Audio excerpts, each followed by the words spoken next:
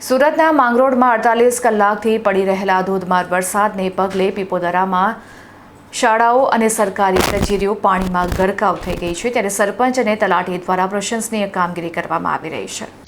અહીં સતત પડી રહેલા ભારે વરસાદને કારણે સમગ્ર પંથકમાં જળબંબોળની સ્થિતિ સર્જાઈ છે। તાલુકાના નદી, નહેરો અને નાળાઓ છલકાઈ જતા અનેક નીચાણવાળા વિસ્તારોમાં પૂર જેવા દ્રશ્યો જોવા મળી રહ્યા છે, જેને પગલે સ્થાનિક લોકો હવે વરસાદ બંધ થવાની આતુરતાથી રાહ જોઈ રહ્યા છે। માંગરોળ તાલુકાના પીપોદરા ગામમાં વરસાદી પાણી ફરી વળતા સ્થિતિ વધુ ચિંતાજનક બની છે। ગામના બજારો, રહેણાંક વિસ્તારો, ગ્રામ્ય પંચાયત કચેરી તેમજ સ્થાનિક શાળાઓમાં પાણી ભરાઈ ગયા છે। શાળા પરિસરમાં ઘૂંટણસમાં પાણી ભરાઈ જવાને કારણે વિદ્યાર્થીઓની સુરક્ષાને ધ્યાનમાં રાખીને શાળાઓમાં તાત્કાલિક રજા જાહેર કરી દેવામાં આવી છે। ગામ આખું પાણીમાં ડૂબતા સ્થાનિક રહીશો ભારે ચિંતામાં મુકાયા છે। આ કપરી પરિસ્થિતિમાં લોકોની ચિંતા દૂર કરવા પીપોદરા ગામના સરપંચ નસરુભાઈ અને તલાટી અભય ગામી પોતાની ટીમ સાથે તાત્કાલિક મેદાનમાં ઉતરી આવ્યા હતા। તેમણે જેસીબી મશીનની મદદ લઈને પાણીના નિકાલની કામગીરી શરૂ કરાવી હતી અને મુશ્કેલીમાં મુકાયેલા લોકોની મદદ પહોંચાડી હતી। આપત્તિના સમયે ગામના જનપ્રતિનિધિ અને વહીવટીતંત્ર દ્વારા કરવામાં આવેલી આ ત્વરિત અને પ્રશંસનીય કામગીરીને સ્થાનિકો બિરદાવી રહ્યા છે।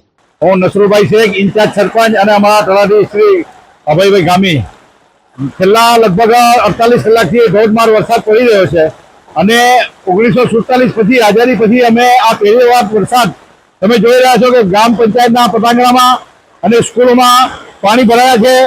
આમાં મુખ્ય કારણ પાણી ભરવાનું એ છે કે જે વર્ષો પહેલા ખેતીની જમીન એને બિનખેતી ખેતીની જમીન હતી એટલે ખેતરમાંથી પાણી કાળી કોટરમાં જતા રહેતા હતા।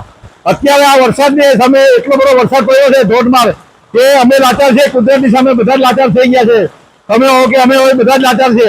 મૂળ કારણ એ છે કે ખેતીની જમીનને બિનખેતી કર્યા પછી એમાં જે બાંધકામ થયા છે એના લીધે પાણીનો નિકાલ થતો નથી।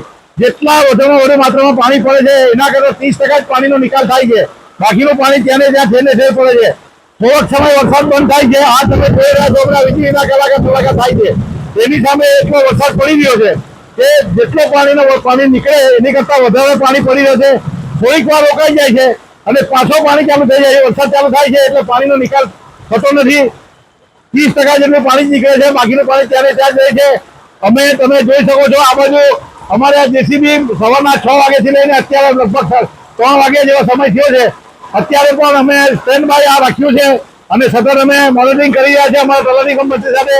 આ જેસીબી જ્યાંથી અમને કોલ આવે અથવા તો ફરિયાદ આવે ત્યાં અમે આને મોકલી અને ત્યાં પાણીનો નિકાલ કરવા માટે અમે આ સ્પેશિયલ જેસીબી મંગાવીને રાખ્યું છે અને લગભગ આ વરસાદ બંધ થઈ જશે તો આ પાણી ધીરે ધીરે નીકળી જશે 2-4 કલાકમાં। અને અત્યારે શાળામાં બાળકોને બી અમે લગભગ 10-11 વાગે મહેરબાન કલેક્ટરની સૂચનાથી એ લોકોને પણ રજા અપાઈ ગઈ છે। હવે આ વરસાદ બંધ થાય તો જ આ પાણી નિકાલ થાય, નહીં તો અમે બધા કુદરતની સામે લાચાર છીએ।